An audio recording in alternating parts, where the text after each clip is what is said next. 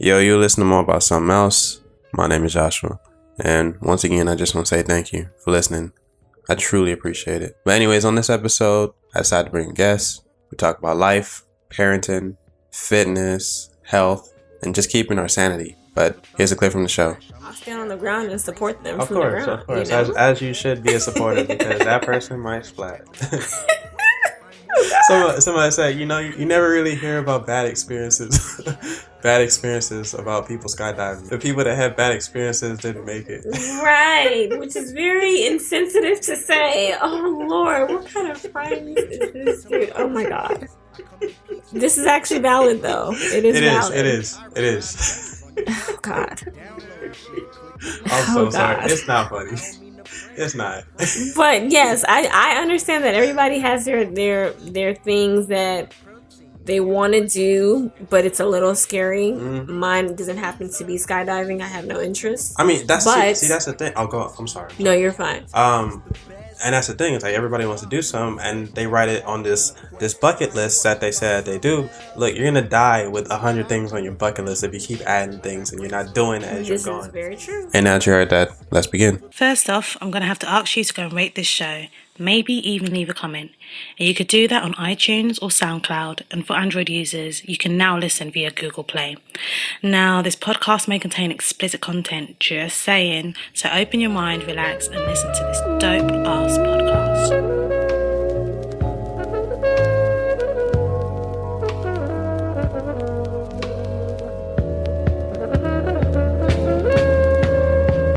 For thought coming fresh, I'm the chef. I got greens for your brain, have a taste, it's the best.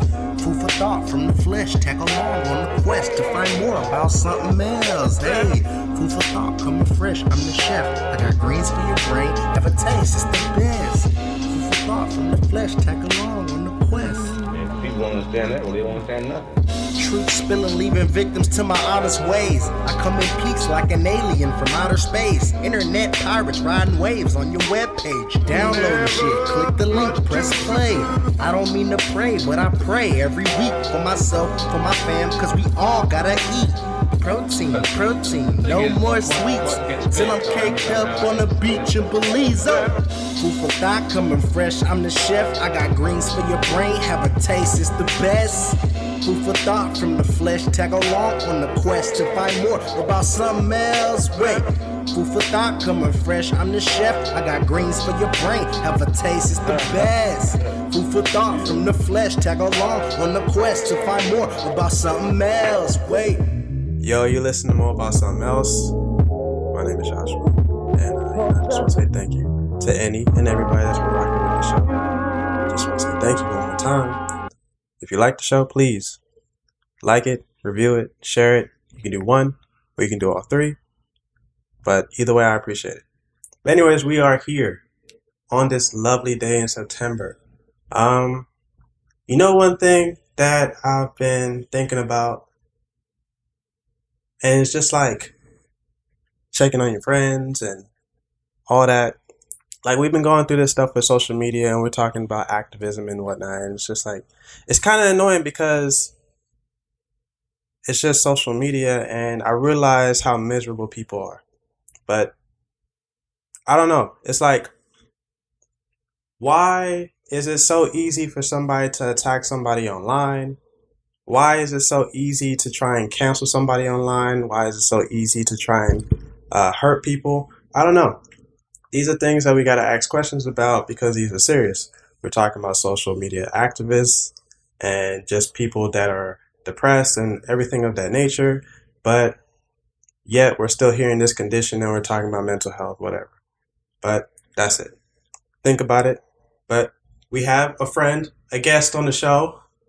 I don't have a thing, but it's okay. It's okay. But we have Addie. Hi guys.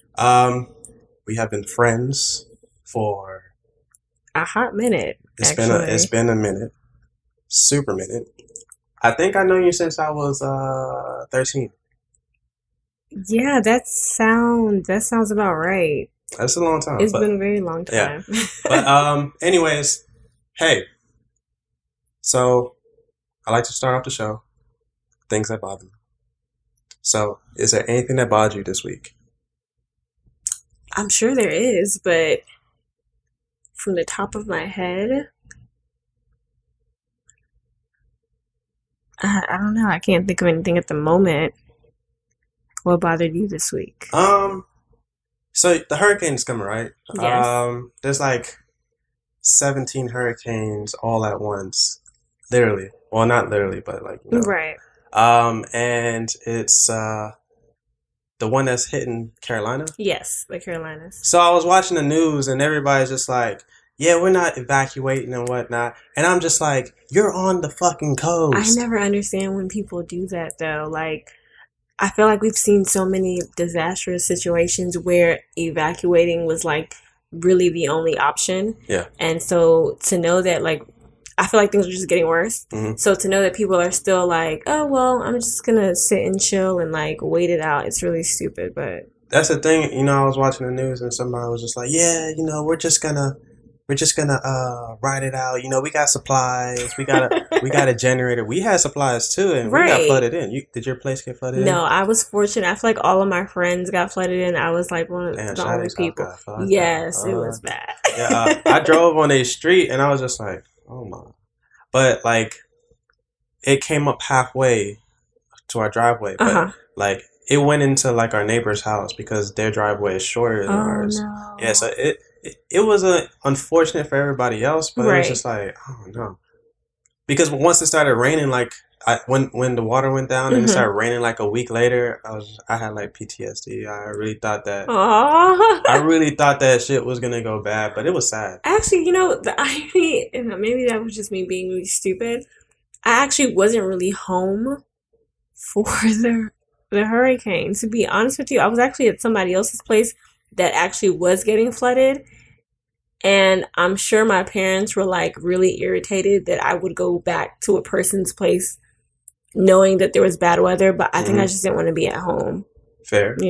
I mean, I was with my family and they cool, but not for 7 days. Exactly. Yeah. But other than that, it's sad because the hurricane, like it lessened to like a hurricane category 2, but people are still like, it's still bad. Like, and that's the thing, about what happened with this hurricane here. It was just like, we all had the opportunity to leave. Right. But, I was calling my friends and I was calling everybody. Did I call you? I called you. Yeah, I think you did. Okay, but I called everybody. I was like, hey, you good? Blah, blah, blah. Right. And majority of the people like, man, this ain't shit, And I'm calling them back. Yeah, we just got flooded in. I'm like, I was just thinking about that too. I was thinking about the video that I saw with Sade and they were riding on the boat, and I'm just like, it was too much. Even coming back afterwards, because I had found out that her and one of my old friends like stayed right by each other.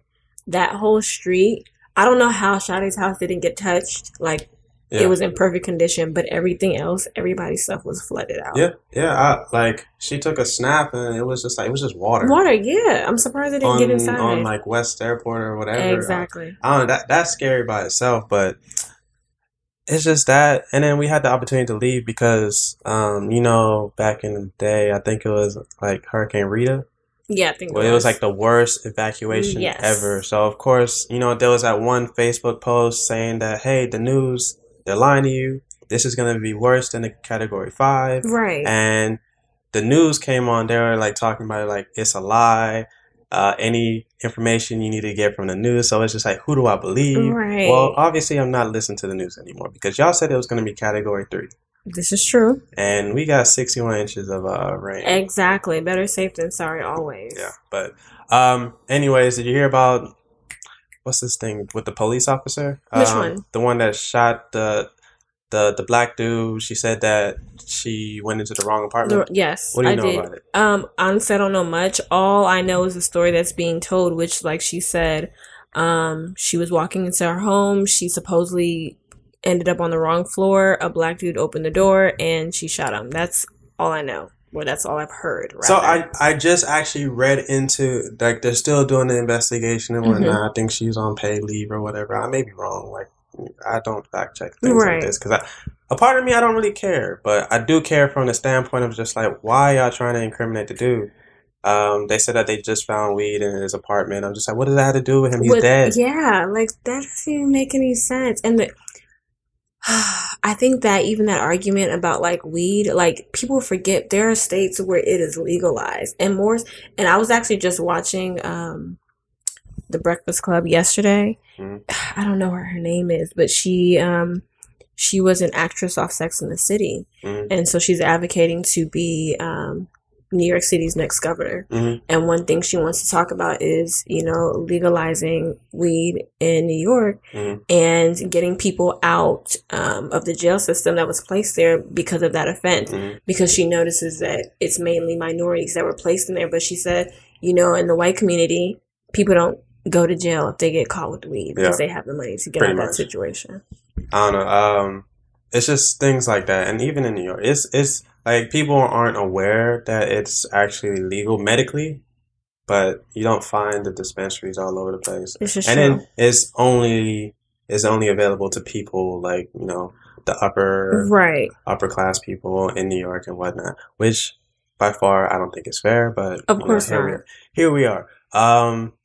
Those are the things that are kind of weird. And it's just like, I read, which I don't know if it's true, about the cop, and they had like a past relationship or something, but the same one that shot. Yeah, that's what I heard as well. So, I mean, once again, we're not fact checking this stuff. Like, this is all alleged, right? But it's just like when you see shit like that, it's just like, I appreciate black women so much more, even though things might get crazier with the black women. We can be like that sometimes.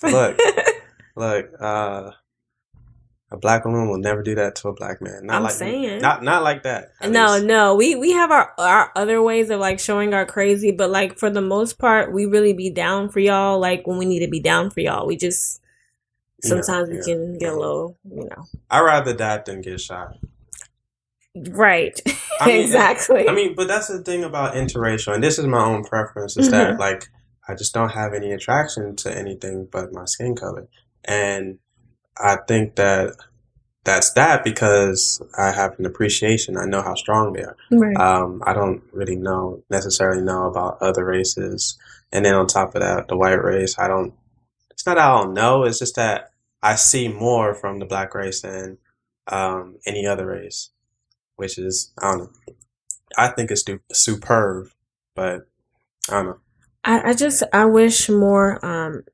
wish more African American men were careful. I'm not saying that anyone who's not black isn't a good suitor for a wife, but I've heard from some men, specifically ones that play sports, like in college, they made sure to stay away from the Caucasian women because they knew if something went wrong, the narrative would get changed really quick, and they just weren't willing to.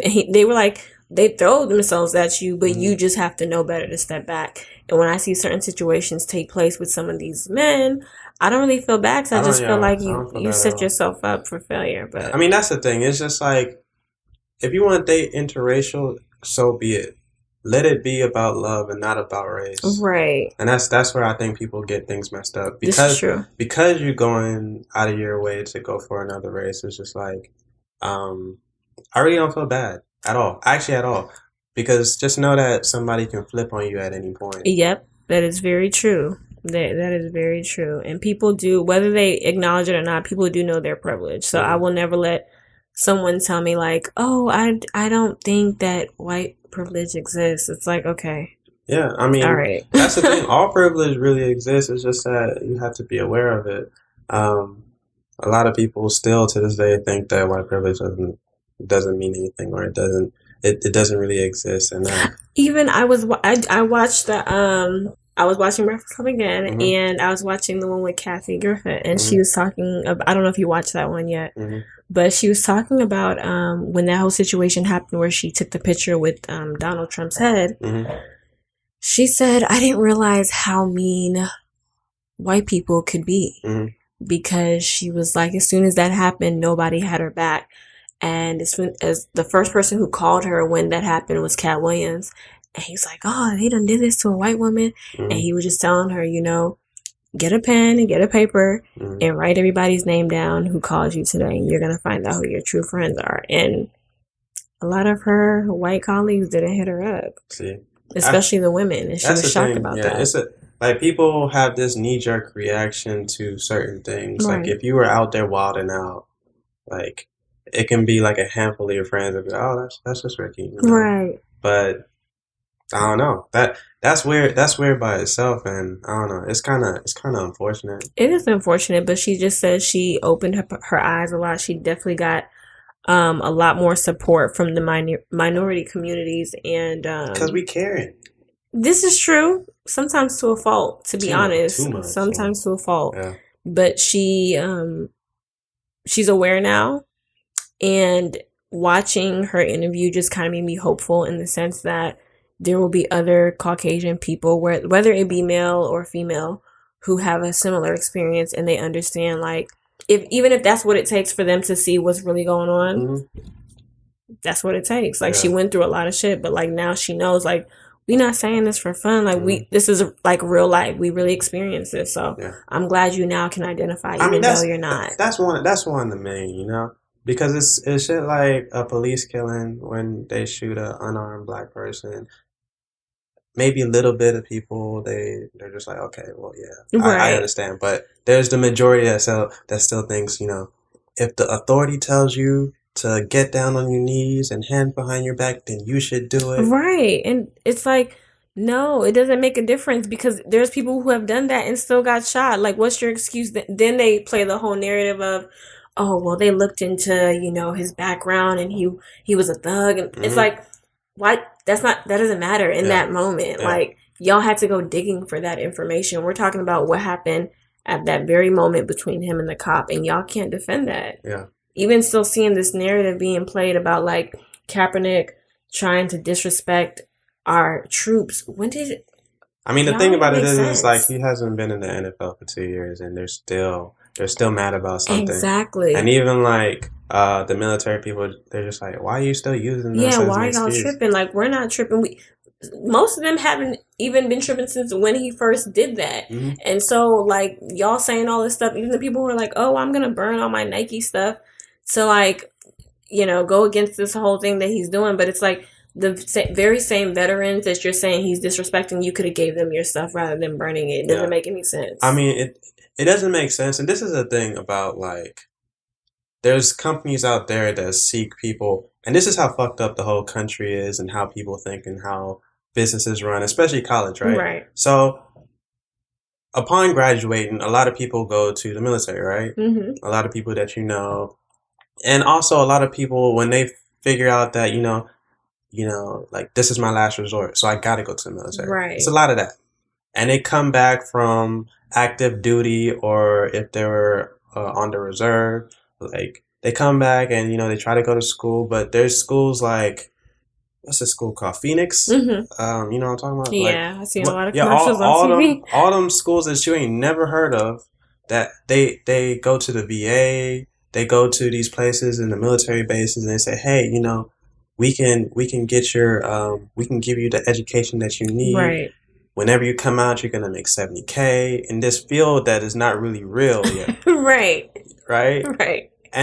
And you know, the military people, they get the I think it's called the GI Bill, where the government pays for. Yeah, it is GI Bill. So that's the thing. It's just like, you spent your whole tuition, which is it's probably gonna end up to be like 70, 80,000, because that's how expensive it is. Right. On what? Research. I don't know. I'm just something, making something that doesn't make sense if you know it's not really you can't get thing. you can't get a job. Exactly. Mm-hmm. And that's the thing. And I mean, that's how fucked up things are right now. Right. Or not right now, but it's been like that. Yeah, it's been like that. Especially they go to the VA and they say to the people that they're fucked up in the head. Right. And they're just like, yeah, you know, go to school. Yeah, we're going to continue to manipulate them because we already know that their mental health is not where it should be, which is, that is really messed up, to be honest. And that's the thing, too. It's just like, we got that. We got homeless veterans, which I just don't understand. I don't either. I don't know. I don't either. I will never get that. I mean, I never understood it, because, like, there'll be people, you know, you see the sign and they say, you know, homeless veteran, blah, blah, blah. I just want to know what happened. Like, what happened between you coming back home and now where you became homeless. Yeah. Like, I really wish more veterans would tell their story of how they got there. And maybe even if it's as, I mean, granted, you know, you wouldn't always be careful, but even if it's as simple as you just sitting down with somebody that you see that is holding one of those signs up and you just ask questions like, how did you get here? Yeah. What happened? You know, did the government assist you? Did they not? What did they tell you? You know, all this stuff, because I just feel like we see them all the time, but we never really know what the situation is. See, that's the thing too, and that's just like you think about it, just in general, like not even from an aspect of a veteran, Right? but just homeless people, poor. Well, I don't want to say poor people, but like people that had a situation and they messed it up. And, right. And every time I look at that, like I just think about decision making, because 9 times out of 10, it's like it's 50% your actions, 50% your reaction. Right. So I think about things like that because those type of people are interesting. Definitely. I really feel like they have life stories where we can learn stuff from them. But I completely agree with that. I don't know. I mean, and there's also a part of me that I don't really feel sorry for people that are homeless. I think it just depends on the circumstance. True. Did you know that panhandlers make $80,000 a year untaxed? I did not, but Untaxed. typically when I see somebody who asks for money, I don't really give them money. I prefer to give them food. If they don't want food, then I know what the situation is. I walk away. I mean, I don't know.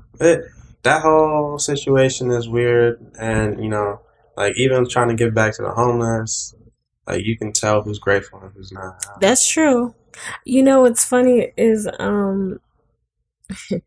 this may be TMI, but I guess to say it without being direct, I knew somebody who had a friend whose grandmother would like be on our street asking for money, but at the time I didn't know that the person I knew had a friend that had that grandmother.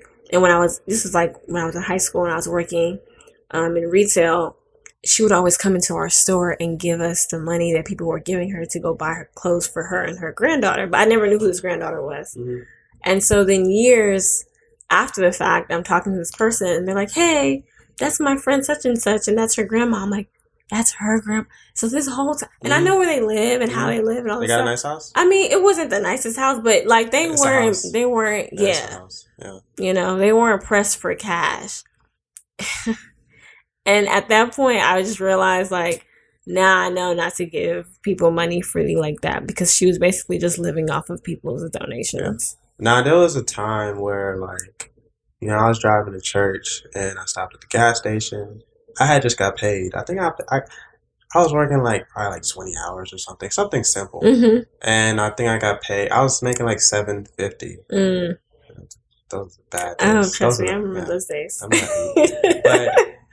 I was making $7.50. I got paid. I think I had like $150 in my account. I paid my phone bill, so I probably had like $40 left. Right. Something outrageous. Right. And stopped at the gas station. I put $5 in my tank because that's all I had. Right. That was my allowance. But there was a guy and his family, and they asked me. He was just like, "Hey, you know, just trying to get somewhere. You know, I really want to get some gas. Don't have anything." I said, "Do you have anything you can give me?" I was like, "I don't have any cash. I'm sorry." It's like, you know, "Can you put your card in? You know, just $5." And I was just like, "I guess." And I'm heading to church, so I can't really say no. Like, when I tell you, he was talking to me and he was acting like he was super interested and blah, blah, blah. We're having a conversation. I already know how this is going to go. I you know when you put the gas pump in and you click it to stay?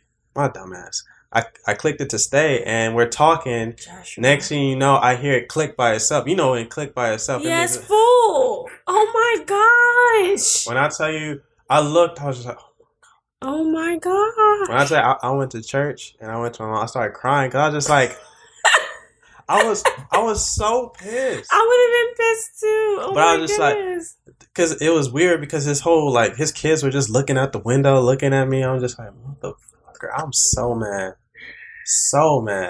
But I mean, after that stopped. I'm sure. When doing right goes wrong. Yeah, I have looked at it from a new perspective, and you know, giving food and whatever is just the way to go. Right. The whole it's on your card. No, No, I wouldn't even had no.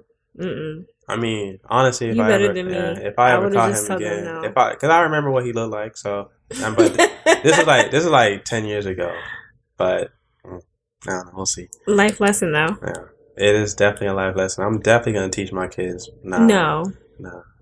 But I mean, other than that, I'm sorry, I forgot to ask you, how have you been? I've been. It's been a long time. It has been a very long time. I've been okay. What's okay mean? Okay is when you are content, but you can be better. What does that mean?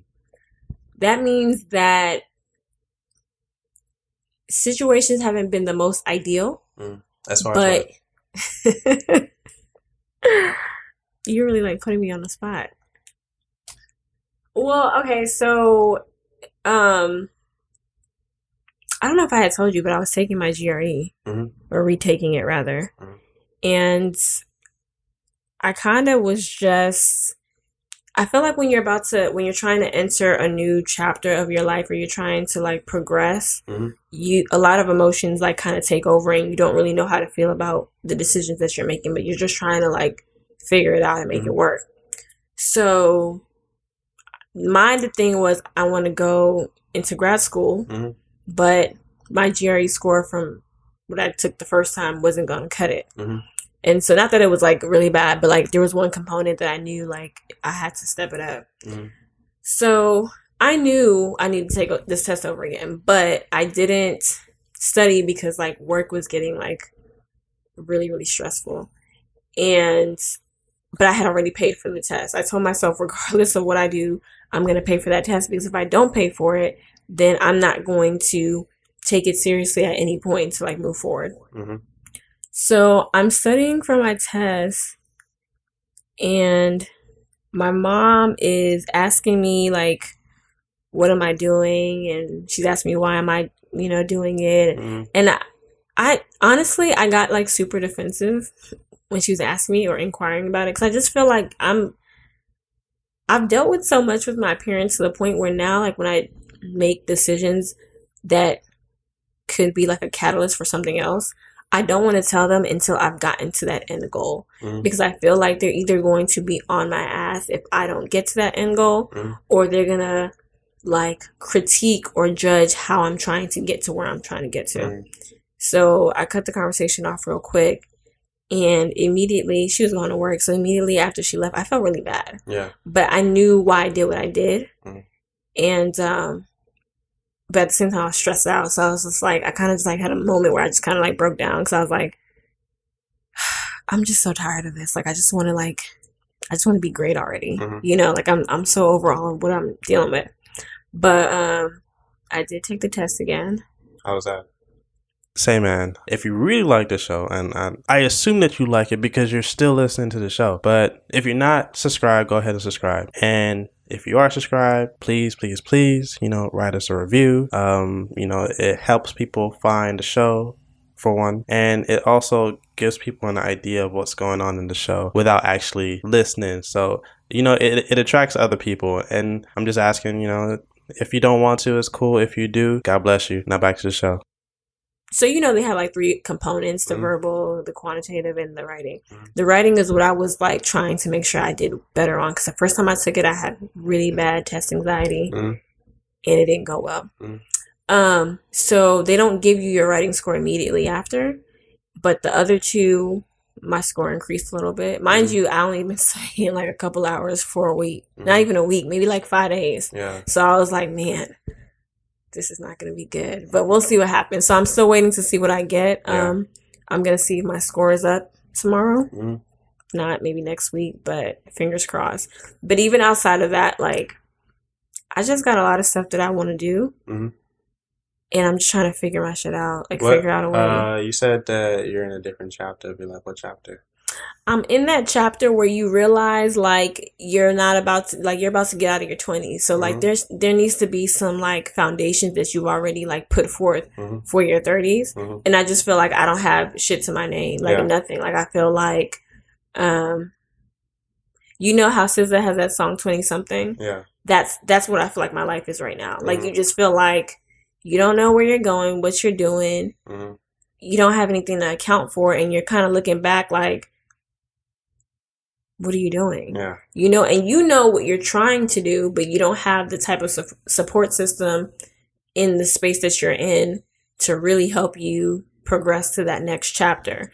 And so it's kind of like you're relying on yourself and, of course, God to help you push through that. Mm-hmm. But you still have to like account for all the other distractions that are going on around you. Mm-hmm. So what are you trying to do? Because you said you want to do so much. Okay, so obviously I'm trying to get into public health school. Mm-hmm. And Why public health? Public health just because it's a medium between my parents and I. Yeah. I'm not going to do medicine because I can give two shits about like being somebody's doctor. Yeah. But I feel like with public health, I can still do something that I would find interesting, Mm-hmm. you know, because I am an advocate for health and fitness, and I think that's Mm-hmm. important. So I consider doing health management and possibly getting certified as a dietitian. So that's my goal for public health. Mm-hmm. I'm also trying to start a clothing line, Mm-hmm. which has been like driving me crazy because I feel like I'm such a creative Mm-hmm. that I don't know how to just like be logical and business savvy about what I want to do. Like it's so important to me that I want to do it perfectly. Yeah. But that's just the thing about being a creative. There's no such thing as being perfect. Like Yeah. you just do it and you just hope that people are going to like what you do. Mm-hmm. So, it took me forever just to come up with the logo because I just felt like, how about if people don't like the logo? But then I'm like, what does it matter? It's like, just put out stuff. Yeah. They're either going to like it or they're not going to like it. Mm-hmm. You know, the logo's not what's going to make the brand. It's what you put into it. Yeah. So I finally came up with one though. Thank the Lord. And, now I'm just being particular about manufacturing, trying to find the perfect everything's like, I just want to get it right the first time. Yeah. And I'm aware that when you're starting a business, it doesn't go right the first time. Mm-hmm. But it's just like when you have such limited resources, Mm-hmm. you don't have, you know, for example, Kylie Jenner, you know, they're talking about she's a self-made almost billionaire, but she was born into a rich family. Yeah. And so she had unlimited resources. But when you are a broke wannabe college student who's trying to get your shit together, you have student loans to pay for, you now don't have no car because somebody decided to like F it up. So you got to pay for a car note. You're buying your own groceries, you're paying your own gas. You know, anytime you want to go out and do something, you're taking care of yourself. The only thing that my parents are giving me right now is a roof. Yeah. But anything I want to do, it comes out of my pockets. Mm-hmm. So it's like, I'm not making that much. And trying to take care of all that on top of wanting to start a business, Mm-hmm. that's something that's kind of been at me too. Yeah. Because part of me saying, well, just go ahead and just like, if it means that much to you, just go for it. Mm-hmm. Don't think about the fact that like you have limited resources. But then part of me is like, no, but you need to be like practical. Mm-hmm. You still need to get stuff paid for. Mm-hmm. And it's like, damn, what do I do? I don't know. I'm just confused, you know?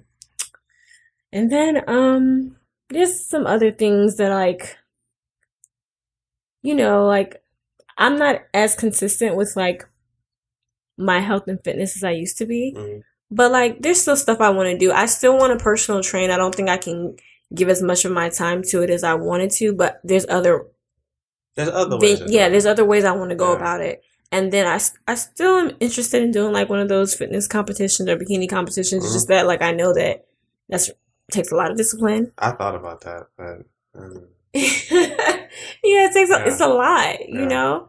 I just feel like I'm trying to do everything. And then I'm also trying to get back into sewing too. Outside of me doing an athleisure brand, mm-hmm. I actually want to make like real clothes. Like I was telling my friends the other day that I would love to do a line of wedding dresses. Like I really want to make, because I feel like athleisure is pretty much, it's becoming overly saturated. It is becoming overly saturated, and there's only, I mean, at the end of the day, you wear leggings and a sports bra to be practical. Yeah. Like there's only so many ways you can design it for aesthetic. Yeah. But like a wedding dress, I can go so many different ways with it, or even just ready to wear clothing that you see people walk down runways in. So I still want to do that as well. But then it's just like, you got to focus and pick. Sometimes I feel like I can pick one, and then I feel like, well, you can still dabble in each one, but you know, you just never know which way you want to go with it. Yeah, I mean, I thought about it too because I like you, just trying to do so much, but I decided that, you know, pick 3 or 4 things and stick with it. Sometimes I feel like 3 or 4 things is a lot.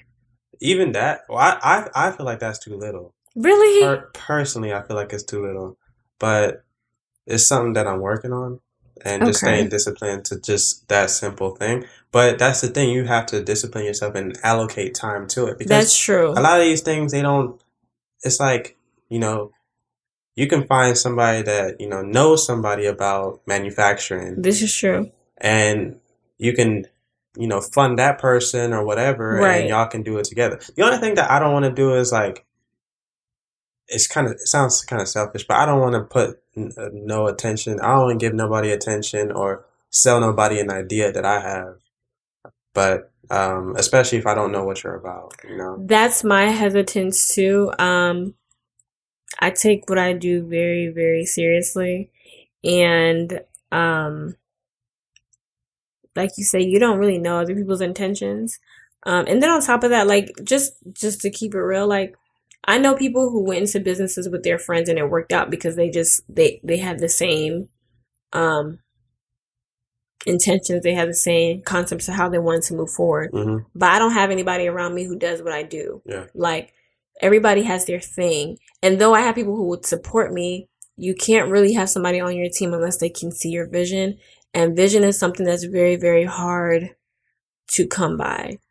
You know, it's something that a person has to really be in tune with you to understand what you're trying to do. And people like that don't come around too often. So it's now I'm at the point where I'm just kind of like, I want to keep everything sacred with me until I feel like I'm comfortable. Even when I reach out to these manufacturing companies, sometimes I want to send them my designs to sample, but then I think, how about if I get my sample back and it's a piece of shit, but they already have my design. So they can always sell it off to somebody else trying to make clothing. And now I'm like, I don't know. So I'd rather just get a sample of something they've already made before. The quality is good.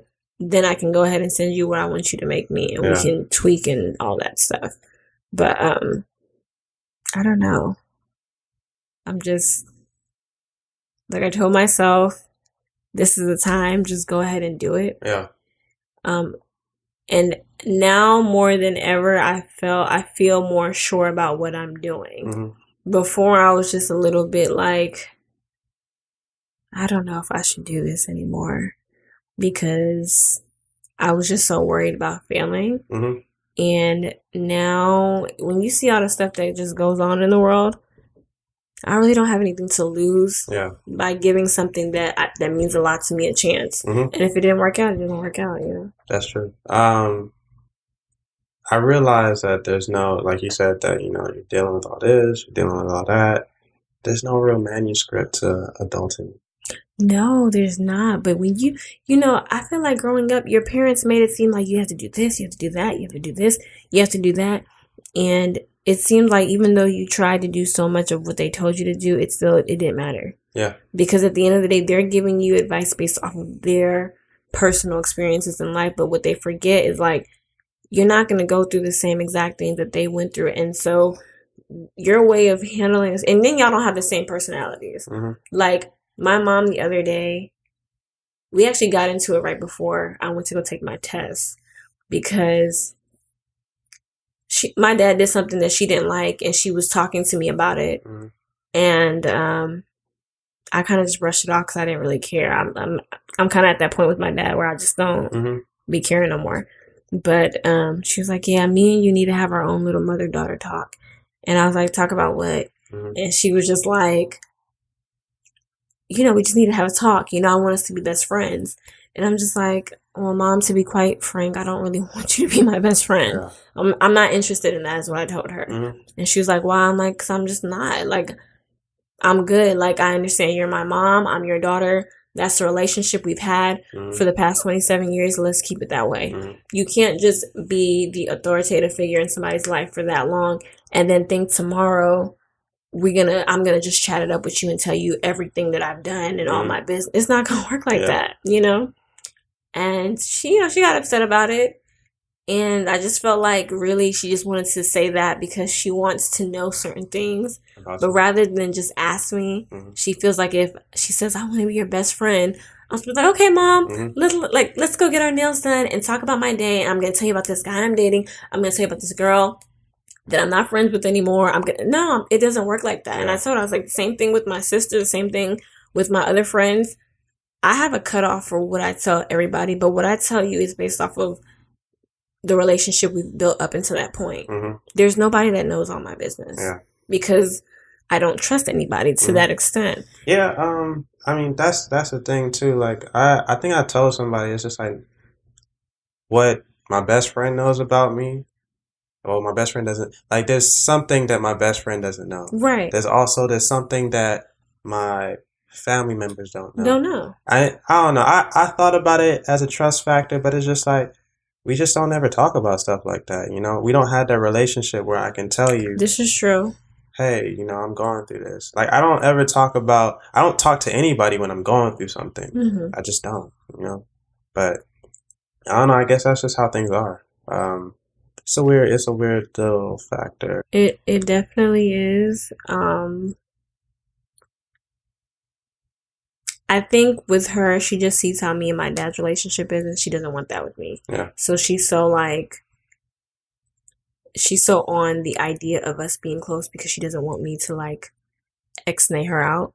But like that's not. I don't have any intention on doing that either. I just know that like, Mom, I'm not gonna talk to you about a guy I'm dating because up until now, every time I brought up a guy, I got yelled at or I got in trouble, you know? So it's like, why am I going to talk to you about guys now? I feel uncomfortable talking to you about that. Yeah. I'm not going to talk to you about the school decisions that I'm making or what I want to major in because when I first was trying to go to school for what I wanted to go to school for, I got yelled at. I got in trouble. Even along the way while I was at school, there's certain things that both you and my dad did that made me feel like I can't come to you. So why am I going to come to you now? Yeah. I understand that she wants to be a part of my life, but at the same time, I have to protect my own like sanity. Yeah. And I just know she is a Nigerian Christian mother. Yeah. She is not going to go for some of the things that she thinks she wants to know. And so it's just better we just keep it as is. When I'm ready to get married, I will bring you him on a platter. Yeah. You know what I'm saying? This is him. Exactly. When I'm ready to like graduate from college, I will let you know this is what I'm graduating with.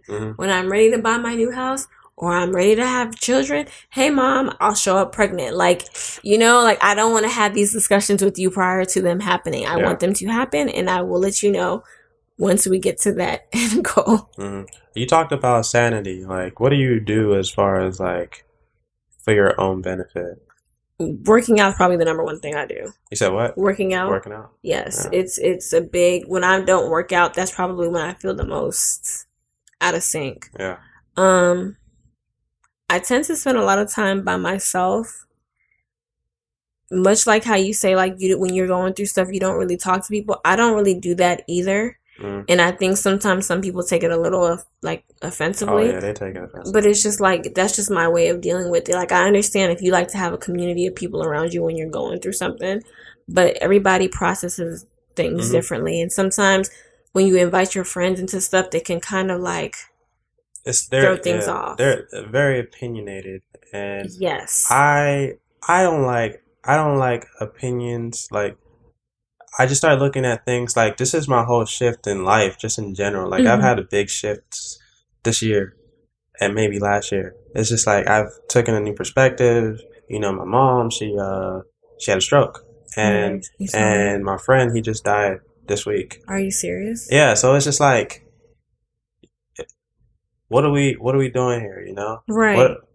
What are we upset about? What are we going through? Why is all this going on? But how I deal with things now, I look at it from an objective view. If me and you got into an argument, I'll look outside and be like, hey, are you wrong? Right. Like, it's not, oh, well, because you said F him and F whoever. No, it's like, that's subjective. You know, you can't put your emotion in things. And it's just things like that, like just going throughout this year and like things that are happening, like life is hard. It's really hard. It is so hard. and we're just here. And that's why I always ask people, what are you doing? What are you waiting for? Right. I mean, that's a valid question to ask. And I don't want to go through life upset that I didn't do what I felt like would make me happy. And that goes for anything. Sometimes that thought process may or may not lead me to make the best decisions, but at least I can say I did it. I knew what the outcome is, and now I can move forward. Yeah. I just don't like what if situations. It makes me a little bit. I think that's what tends to stir up my anxiety is always wondering the what if. Yeah. And I feel like if I just did stuff, then it wouldn't really make a difference. Like I could just move forward and be like, okay, that didn't work out. Yeah. Cool. What's next? I mean, yeah, and that's the thing. It's just like trying new things, Right. I recently just realized that I want to hang off of cliffs. Oh, Josh. Lord Jesus. But that's the thing. It's just like, what is there to be afraid of? Like, well, I might die, but I want to do it the right way, at least. Like, there's a right way to die. Oh, wow. I did not know this. No, not die the right way, but just like hang off a cliff the right way. Like, oh, okay. Yeah. Oh, no. I'm about to say, I mean, I didn't know it was a right and wrong way, but okay. Just like. But you want to hang off a cliff. Yeah, hang off a cliff. I mean, I would treat that similar to, what's that thing when they fly plane? Skydiving. See, I wouldn't do that. I feel like But if my friends say they want to go do it, I'll stand on the ground and support them from the ground. Of course. As you should be a supporter, because that person might splat. Somebody said, you never really hear about bad experiences about people skydiving, because the people that had bad experiences didn't make it. Right, which is very insensitive to say. Oh Lord, what kind of friends is this dude? Oh my God. This is actually valid, though. It is valid. It is. Oh, God. I'm so sorry. It's not funny. It's not. But yes, I understand that everybody has their things that they want to do, but it's a little scary. Mine doesn't happen to be skydiving. I have no interest. I mean, that's the thing. I'll go. I'm sorry. No, you're fine. And that's the thing. It's like everybody wants to do something, and they write it on this bucket list that they said they do. Look, you're gonna die with 100 things on your bucket list if you keep adding things and you're not doing it as you're going. This is very true. But this is very true. Here we are. And yeah, I think that's when you have to just tell yourself to take a little bit more risk. But I feel like if you're gonna take a risk, like set it up for yourself to where you're going to make it kind of hard to back out. For example, a friend of mine is going on a trip. I love this friend. She's so lovely. And she brought this trip up to me months ago, but she didn't invite me, but I know my friend very well. I knew she was going to invite me, but she didn't say it at that moment. So then she invites me recently, but she tells me, but like the plane ticket went up like a couple $100. And I'm kind of upset that I didn't buy the ticket. And I'm just like, well, if you didn't buy the ticket, why the hell would I buy the ticket if I knew I could have got it cheaper? Now, the thing about the trip is that, I hate flying. The longest I've been on a plane since I've gotten anxiety was about 4, maybe 4.5 hours. And I was going to Jersey. Even though I hate flying and it gives me the worst anxiety, I told myself the only way I'm going to get through it is if I keep doing it. So, but I'm trying to do it in baby steps. So, like, I looked up how long this trip would be, and it was pause. Haven't you been to Miami a couple times? Miami's like a 2.5 hour flight. Well, it's kind of like 3 because of the time difference, but no. Oh. Go ahead. I guess. But yeah, I looked at the flight, and it was like a 9-10 hour flight, and I was like, oh my God, like, there's no way. There's no way. And I didn't tell her, like, the real reason why I didn't want to go was because I didn't want to be on the plane for that long. I just told her it was the price. But even so, then, like, I wasn't going to go. But I was telling somebody else, like, if the price goes under this amount, I'll go. I'll think about it. But long story short, I mean, the plane ticket went down in price. I'm not going to go. But I'm only not going because I have to buy a new car, so I need money. But had that not been the situation, I would have just forced myself to go. And I'm realizing that that's kind of something that I just have to start doing in general with life, is just forcing myself to do stuff. Like trying to apply to grad school. Mind you, the application is due in like 2.5 weeks. I ain't wrote the essay that I'm supposed to write. I haven't asked for my recommendations. I haven't, but the reason why I didn't do it, I guess, is because like I know myself, like procrastination is what gets me through my shit. Like it's something that I have to be forced to do it. If I don't have the sense of urgency, then it's like it'll just pass. Yeah.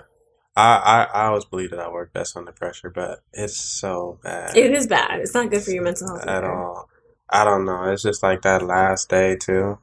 Like at work, just in general, you have to get, like, typically you have to get 2 clients in general, but I always try to commit myself to 3. I've only got 1 new client. We're halfway through the month, and I got to do better. Right. But I work best under pressure, so I don't know. I'm the same way with work, even though we shouldn't be like that, because me and my coworker always go crazy. But it's the same thing. Like tomorrow's the midpoint of the month, and we're supposed to have certain numbers.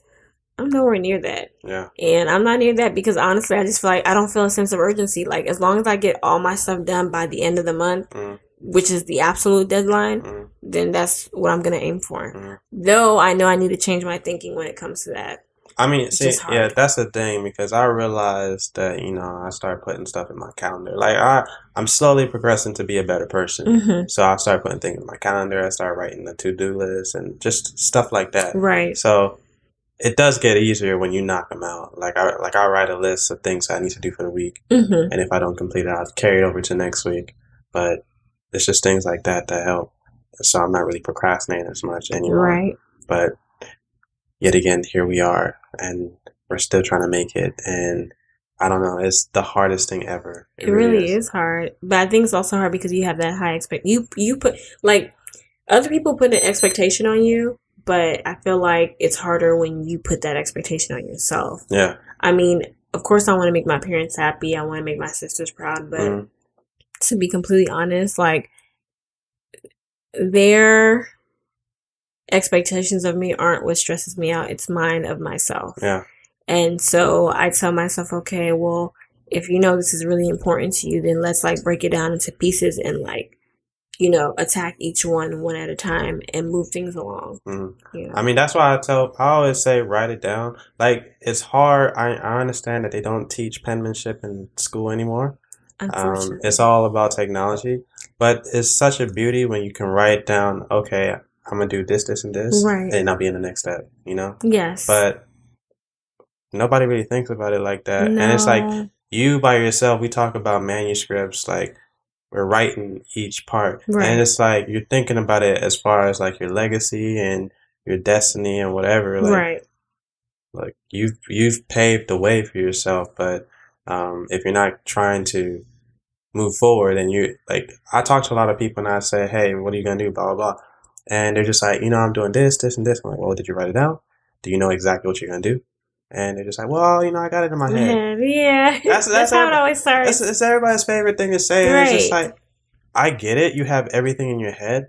But what happens when you run into some type of complication? Then what? I think, honestly, too, that's a reflection of our laziness. We just don't feel like doing it. Like, it's not even that we can't write it down. It's just like, oh, I could be doing something else. Like, I don't want to write it down. I mean, anybody else would say, well, I got my phone down. I mean, yeah, you do, but it's very different. It is different. Because I can put it in my notes, but I'll forget about it. That's true. But if I write it down on paper, it's permanent. But, here we are, again, trying to be great, and we're not really trying. Yeah, we're not. Yeah. But, I mean, that's the thing, too, because this whole thing that we're doing here, it just got hot. Well, I mean, let me relax. All right, it's popping right now. No, you can claim that. Okay. That's fine. All right. So, but that's the thing. It took 70 episodes, and that's consistency. There's YouTubers that told me. I think I was who was it? I think it was Patricia Bright. I don't know if you know who she is. I mean, I know you're a guy, but Yeah. she's this YouTuber in the UK. She's Nigerian, and she's a very high following. And she came out with a book recently. And she stated that in one of her videos I was watching that it took her 4 years before she ever really made money on YouTube. Mm-hmm. And that's 4 years. You know what I'm saying? Like, I can only imagine how much content went into 4 years. Mm-hmm. And now here she is. You know, she was studying accounting when she was in college. So, YouTube wasn't what she initially started with, but that's what she wanted to do. And she made up her mind that's what she wanted to do. But that's something else that I noticed too, like, in this generation, everybody wants instant gratification. Mm-hmm. They don't really realize how much work certain people put into things until they're on and everything's popping. And it's like, I wonder what can be done to help change that narrative, because it seems like people still are not getting that. Yeah. See, that's the thing too, right?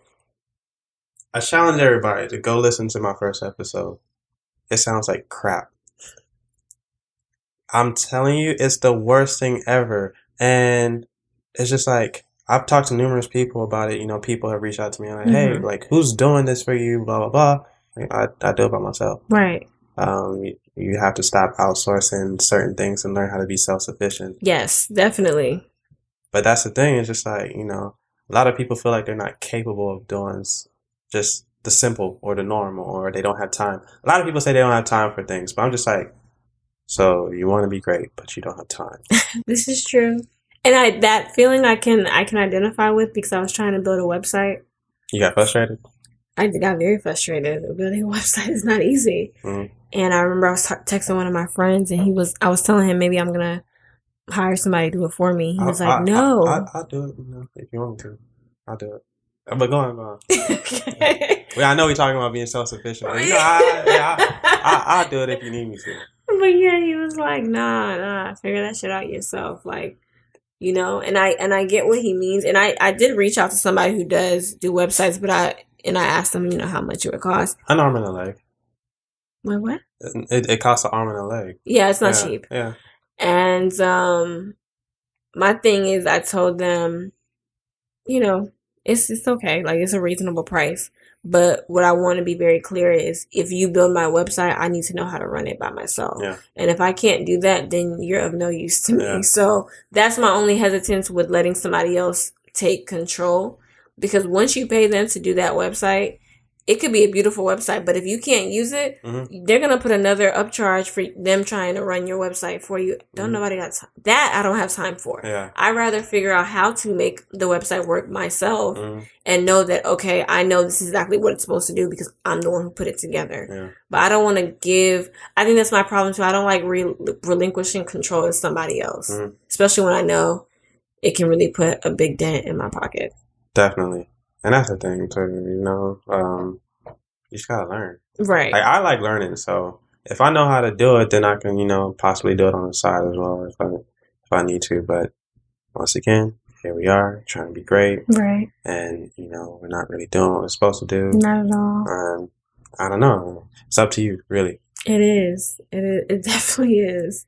One thing that helps though is having people around you who are like, they're doing their shit. They're getting their shit together. You see that they have like maybe like a main thing that they give their time to because they know that they need to like get bills paid and do all that shit. But like then you see them doing their side hustle stuff and they're consistent, they're organized, they make measurable goals, and you're just like, oh, I'm so glad I'm friends with you guys. Like y'all are so inspiring, and it's because that's really hard to come by.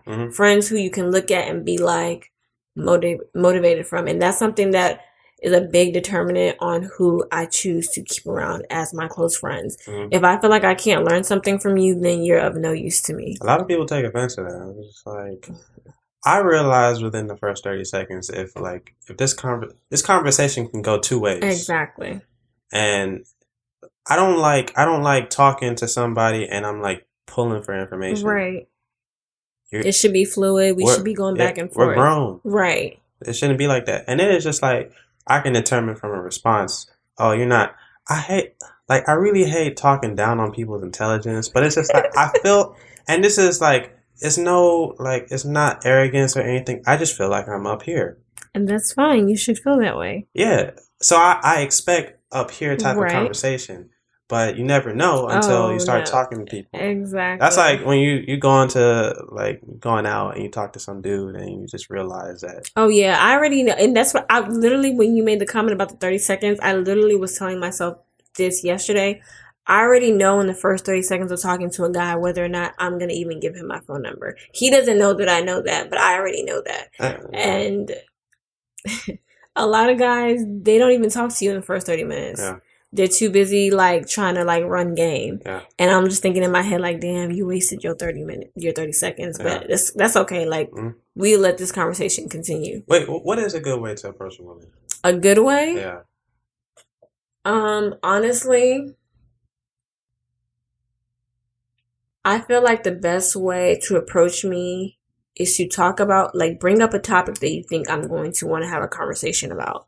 So, or just, like, introduce yourself and ask me, like, hey, like, what brought you to wherever this is, blah, blah, blah. Just seem genuinely interested in me. Because a lot of times, guys ask you questions, not because they're really interested, but because they want to pretend like they're interested.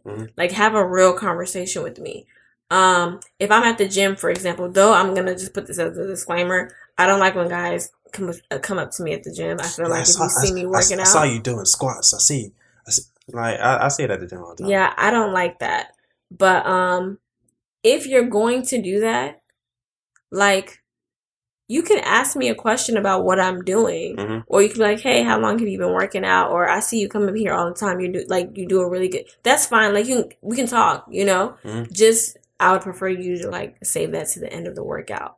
Or there was somebody I met at an event one day, and I don't even know how we got on the topic. I mean, they introduced themselves, but they were doing it in a very, like, chill, not like a I'm trying to talk to you type of way.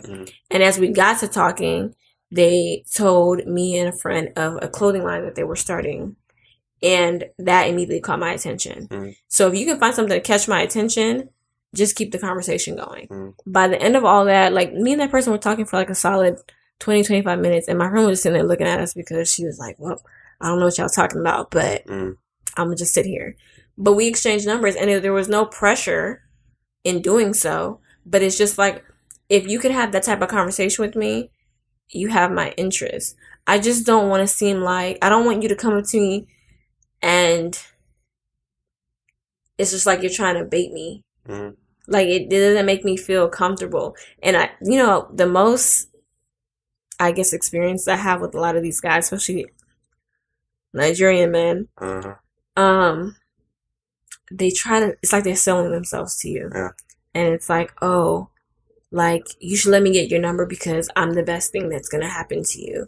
And I promise you won't regret if, you let, it's like, I don't need all that hype. It's something about Nigerian men, or just men with money, or scammer Nigerians. Exactly. I'm just like, damn, it's not even your money. Like, you're stealing money, but you're coming to me with some type of integrity. What you call it? One of our friends texted me the other day because she told me one of our friends was texting her. They were texting back and forth, and she was like, "Hey, tell Ricky that there's this guy that was at the party that was interested. He wants to know." What did he say? I think he said he wants to know how old am I and what I do. What, in middle school? Are y'all in middle school? Thank you. That was my initial response. And mind you, I already knew the guy she was talking about before she even said anything. He was staring at other guys coming up to me. And I just felt like, and he looked like he was in his late 30s maybe. I just felt like that's high school. Like, it's really immature. You saw me in person, had plenty of opportunity, because it wasn't like it was a crowded party. You had plenty of opportunity to come up to me. And granted, don't worry, I wouldn't have given him my number. But it's just the fact of the matter, like, why are you going through my friends to get to me? And more importantly, why does what I do matter? Like, I just thought that was the most weird question. Like, yeah, he wants to know how old she is and what does she do. I'm pretty sure if age mattered, then he would have. Yeah. I don't think that she would have been there. Well, you never know nowadays. You gotta really check people's IDs now. You do. And my dumb ass, and my sister was getting on me about it too. I'm going to go have lunch with this guy tomorrow, this Latin guy who's in his 40s. He's been trying to have lunch with me for a while now, but he got money? I don't know, but I don't care. Like, I know I'm not going to date him. Like, I know that already. I mean, is he paying for the meal? I mean, to my knowledge, he probably is, but I don't know. I mean, that's something else I want to bring up. Like, or I can ask you as a guy. Is there a thing such as asking a girl on a date to you? Yeah. Okay. So when you ask a girl out on a date, whatever that date may be, let's just say y'all are going out to eat. Do you feel compelled to pay for the date, or do you feel like even though you asked her out on a date, she should still pay for her own meal? And this is the date. This is not two friends hanging out. Me personally, I always pay, but I always pay for my friends too. Okay. So that's just me. I like if we go to the bar, me, you, and somebody else, I'll pay for the first round. That's just what I do. Okay. But it's just like. So we going to the bar tonight. No, I'm playing. Doing my bank account is set up right now. But sometimes I feel like I have to, like just from the stigma. But it's just like,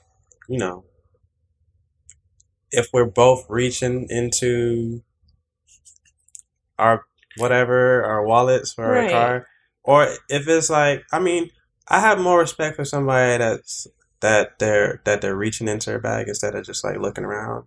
But it also depends on where we're going. Because if you order shrimp, lobster, steak, then you paying for that shit by yourself. Okay, so this is what I want to say now. And maybe to the guys who are listening to this that might want to ever shoot their shot with me. This is how I go about it.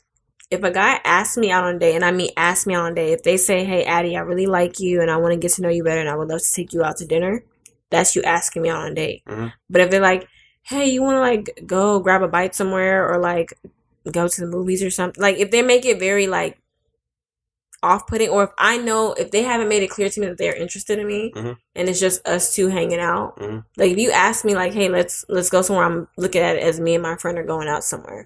But I feel like if a guy shows me interest and lets me know he likes me, he wants to take me out, that's a date. Now, if we go on the date, I am the girl who will pull out my wallet to pay for my stuff. But I have this thing where I only like to do that if I know I don't want another date with the guy. So if I feel like I like him, I want him to pay for my stuff. That's kind of like my way of showing you interest. I know it's like, well, I'm spending my money. Yeah, but anybody who knows me knows I have no problem paying for both of our meals. Some people don't have the same level of intellect. Some people just want that or that's an expectation. Right. Like we talk about how women want to be independent and whatnot. Go pay for your own shit then. And I understand that. I think you just have to, and that's the thing, like understanding. I feel like you have to make sure that the person that you're dealing with has an understanding of who you are. I was hanging out with someone who made it very clear that they were interested in me. And we've been out twice now, and in neither situation have they paid for my meal. But what made me feel uncomfortable, and I know someone might laugh if they hear this, is that on the first date, they kissed me. And then on the second date, like we're sitting next to each other and they're being really touchy-feely. And I just feel like we haven't even established a friendship yet for you to be doing all of that.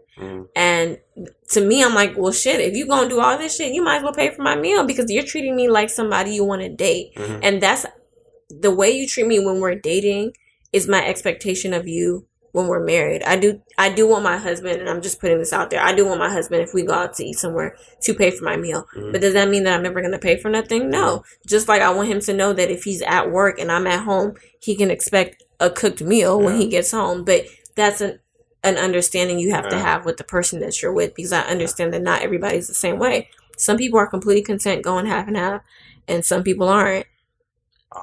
To each their own. To each their own. Yeah. And that, I don't know, that's the thing. It's just a weird thing. It's just like you really have to know who going out. Exactly. That's the thing, not everybody wants to do that. It's all about, well, I always felt like guys, like there was a lot of guys that like they flaunt their money and whatnot. I don't have shit. I mean, I will have money one day, but I don't have shit. I feel like the only thing that I had to offer was a conversation.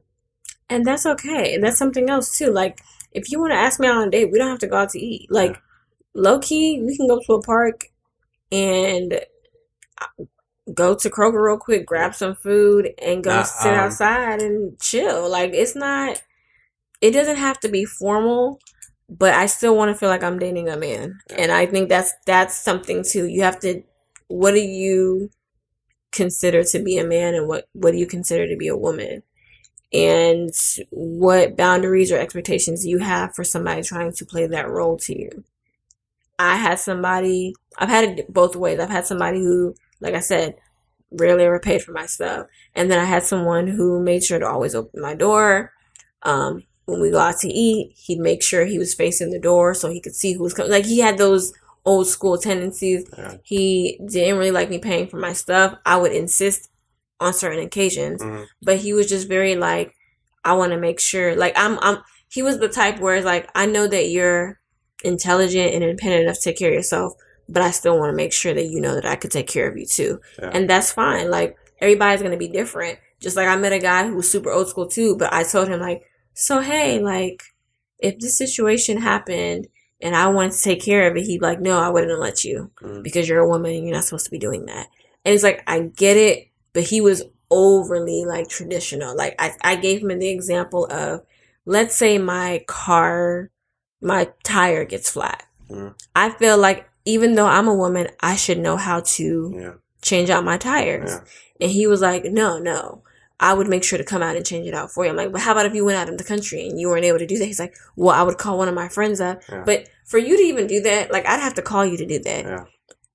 Don't nobody got time for that. Just teach me how to change the damn tire. It's literally 15 minutes. I can change it in 5 minutes. You can change it in 15 minutes. And that's my point. Yeah. Like, we don't got to do all of that. Like, I respect you trying to be a man, but don't coddle me either. Yeah. Well, I understand. You got your ways. I definitely do. Yeah. But just you said something about fitness. What's going on with that? In regards to just in general, like, I don't know. You said that's like that's your way of coping. My little safe haven. Yeah. Yeah, I just it's just funny because I'm not athletically inclined at all. I didn't play sports. I am very clumsy. I didn't play sports in high school. I wanted to play basketball when I was like in middle school, but my parents weren't. Well, not now because I'm me now. But I did. I wanted to play basketball when I was younger. My parents weren't supportive of it. They were just like, go to school. Exactly. Get your education first. But no, I really just like lifting weights. It makes me feel empowered as not even just as a woman, just as a human being. Yeah. And then when you see some of the shit that happens to people, well, women, I just never want to feel like I can't defend myself or take care of myself or fight somebody off of me. So, when I have people approach me, when I have women approach me saying that they want to lose weight, and I tell them like, well, you're gonna have to put some muscle on your body if you want to do that. Oh no, I don't want to like a man. I don't want to do this. No, I have to like decompose all of those myths. But like, even I get it, you don't look like a guy, but for you to look like a guy, the amount of work, which I know your ass not gonna put in, it's a lot of work you have to put in just to do that. But more importantly, you should want to have some type of strength. Yeah. Like, I don't associate being a woman with being weak. Yeah. But that's what these girls want. They just want to be skinny, and it's like that to me.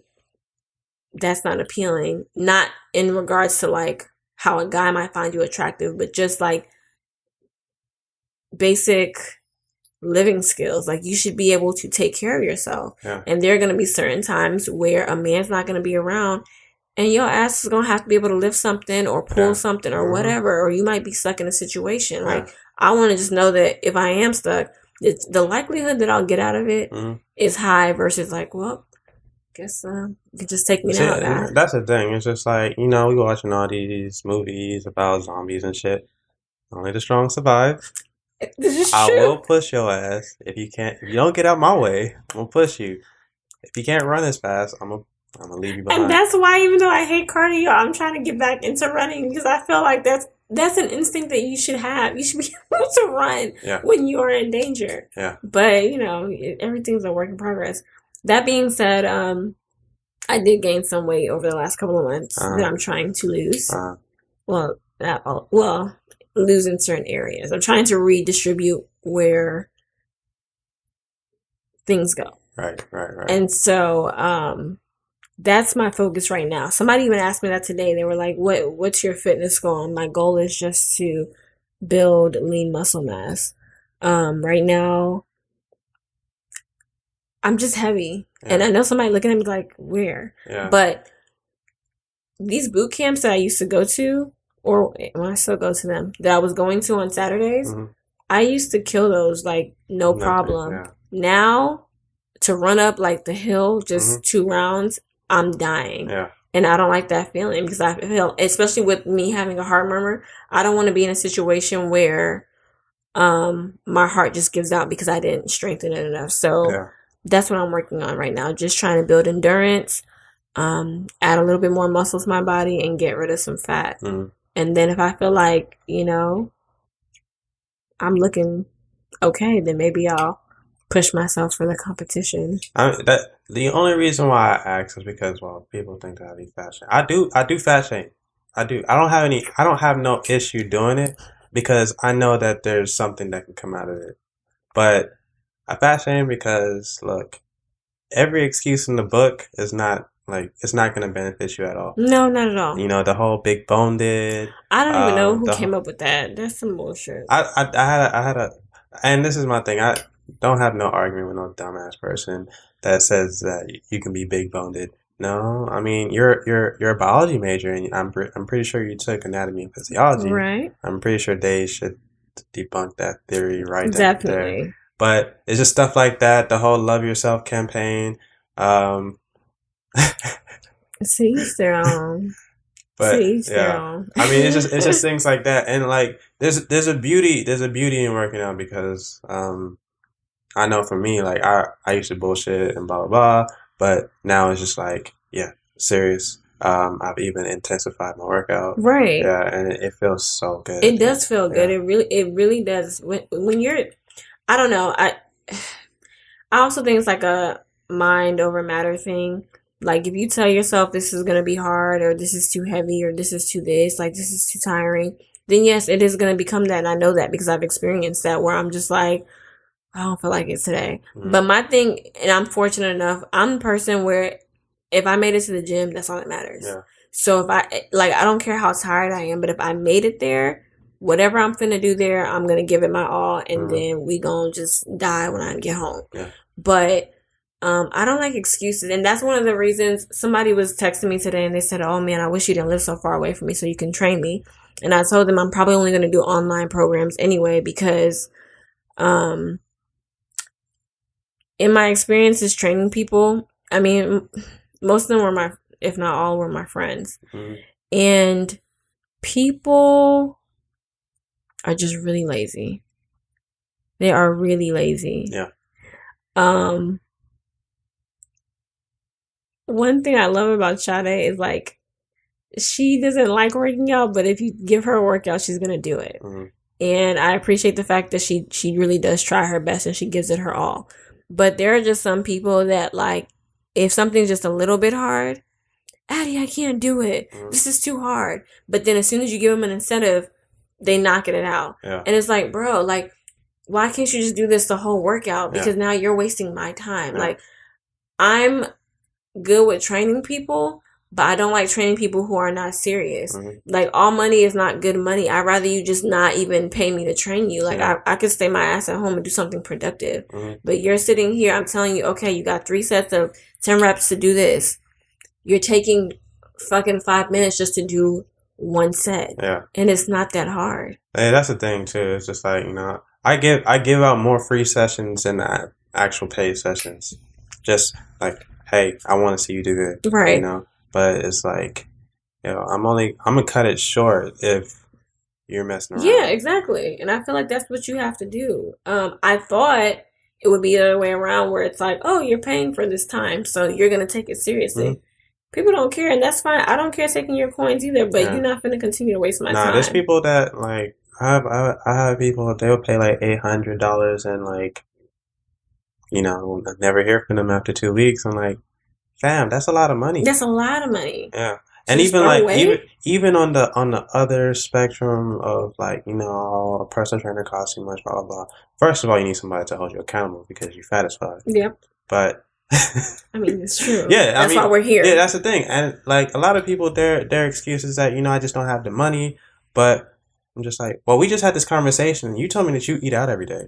Exactly. All right. You told me that you do this. You told me that you do that. You be going drinking, taking all these shots. Yeah. Y'all be doing this. Yeah, you're right. People, the money, anyway, even when I already know, like, what I be trying to charge is not even, is light work. But even when people say that, I don't listen to it because, like you said, it's bullshit. Yeah, it is. But I don't know. I just wish the best for people. I do too. At the same time, though, because I still want to do it, I'm just being more careful about who I take on. Yeah. Because they can give you bad business. Yeah. Like, even now, there was somebody that I was friends with that I was training. We're not friends anymore. And I just feel like, just even simply us just not being friends anymore. Mm-hmm. If the conversation of, oh, didn't Addie train you, or isn't she a trainer? She's going to just talk shit just because she didn't make any progress. But the reason why she didn't make progress is because she wasn't following the diet that I gave her. Yeah. She was still eating the same way she was eating before, probably, and then some. So it's like, okay, well, it's not really my problem. But because that's why I want to do an online program, because it really forces you to, like, be on your shit. Yeah. Like, you having me come out to come train you, you're putting more of the responsibility on me to give you a good workout, but it doesn't really make a difference. What makes a difference is what you do when I'm not around you. Yeah. Which is why the online thing would work, in my opinion, better for me. You can make it work. And I mean, the only thing that I don't like right now, as far as like, there's fitness gurus, there's fitness enthusiasts, right? There's people that don't even have a certification that are giving people these things. I'm just like, yo, first of all, go get certified. Exactly. Second of all, look, anybody can get this information from the internet, but it's just about, stop watching Instagram for workouts. Courtesy lunges will never help you. They will never help. They're probably just gonna mess up your knees. To be completely honest. Yeah. And that's the thing. Like, one thing that we look for in the gym, and we make sure that we do, especially like if we don't have clients, walk around, talk to people, watch their form. I watch people so much. I watch people so much too, and I don't even work in the gym anymore, but I do it, and it's really like. Yeah.